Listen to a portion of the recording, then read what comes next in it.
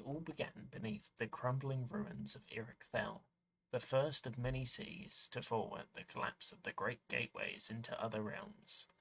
Out from the ruins crawled a foul and wretched creature, claws twisting out of matted fur and flesh, teeth and mouths in places there should not be, and a foul, rotting stench following this behemoth, this monster, the dreaded ancient emperor, the first of a now stupendously long line of self-replicating monsters known as Litchbeasts. They start off small, no bigger than a farmyard pig or large dog, but with time they seem to multiply like cysts on a rotting corpse, or mould in your grain stores into various shapes and sizes. Farmers have begun calling their fetid nests hollowed decays, and referring to the infantile stages as ticker chicks or tick ticks, as they seem to chirp aggressively at you before exploding upon you with their pus-filled backs, covering all of your skin, causing an awful bubbling rash to start spreading over your body, causing you to writhe in pain.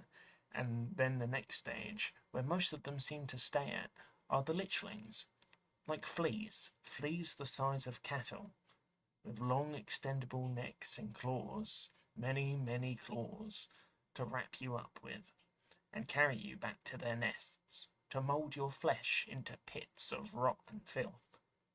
And lastly, what seems like their final stage, or at least for the ones who can make it to this size, the lich beasts, creatures of brutish strength. Death seems to be all they know. Like prey-starved carnivores, they hunger for feasts that could fill the stores of many kingdoms, and when they begin to satiate that hunger, their devastation knows no bounds. Some tell of lich beasts so fat they cannot leave the nests, or some with aggressive horns and quills growing out of every part of their horrific bodies, and some tellings, few and far between, tell of a lich beast so large it no longer hunts humans or animals, but their own kind, pale with ice-white eyes.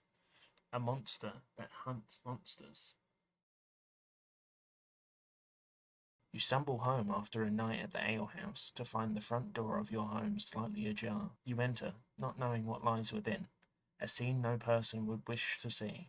Your wife, dead, upon the floor, pale, blood-strewn and spread across your once dusty floors, and the window to your bedroom, shattered and covered in a thick blood coating. You call out for your daughter. You know that even though she's still small, she'd recognize your voice and come waddling her way towards you. But nothing. She's gone. No body. Just gone.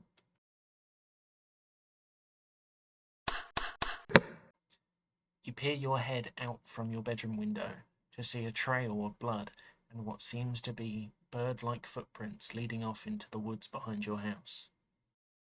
Following this trail into the woods, you see it leads to the edge of town, to the once closed-off caverns of Ramuk, an old mineshaft that in your tongue means death. The foul stench of rot and decay fills your nose. You can taste it at the back of your throat, like rusted iron leaking away at the back of your tongue.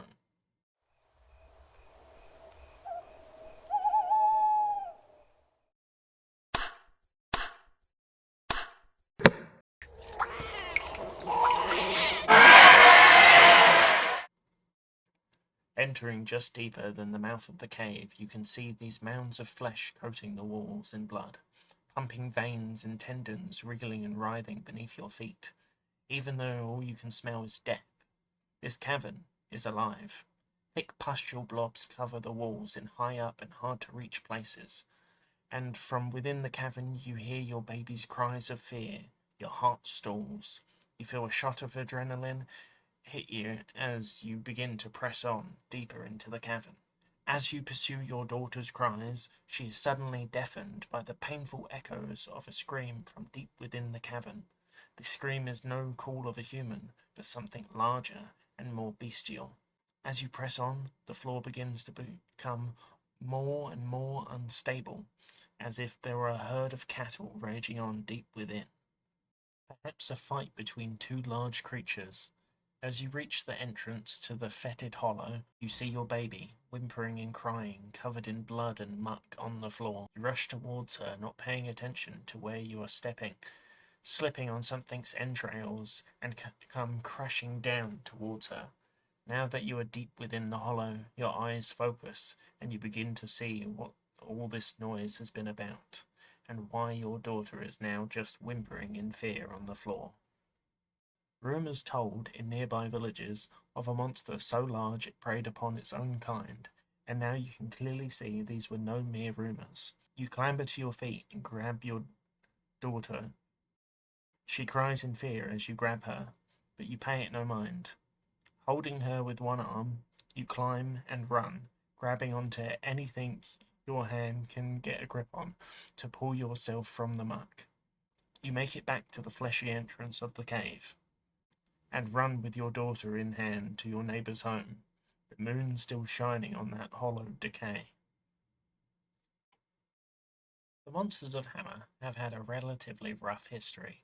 Creatures created from the cataclysm of a once great and powerful city, these once animals now serve as a cruel reminder to all the people of Hammer that you don't fuck with portals. The Litchbeasts were a fun design I came up with back in 2023, and have been some of the reason I purely strive to make more and more interesting animals. They are the amalgam of the Suidae of Hammer, rodent-like hogs that inhabit many of the farms, scrublands, and forests of the known world, and the hybridization of the Phasianidae, chickens. They sport many claws and have many eyes because that's cool, but also because their first ancestor, the one that started them all off, was the amalgam of all the farm animals in Ericthale at the time, being a high export of scorch hens and hogs. These creatures are meant to play as a sort of plague upon Hammer, cropping up in places you'd least expect them or want them to. The lichlings tend not to kill on sight, more aiming to capture and disarm prey to assimilate them back into the nests. As they reach their confines, the ticker chicks act as a sort of suicidal juvenile that aims to prevent intruders into the nests, and lastly, the lich beasts themselves seem to play as a sort of royal guard, perhaps protecting something larger and deeper within their cavernous rock-filled nests. Lastly, I'd like to end off on a big old fat thank you. A big old English fat thank you. It's been very nice to see that people really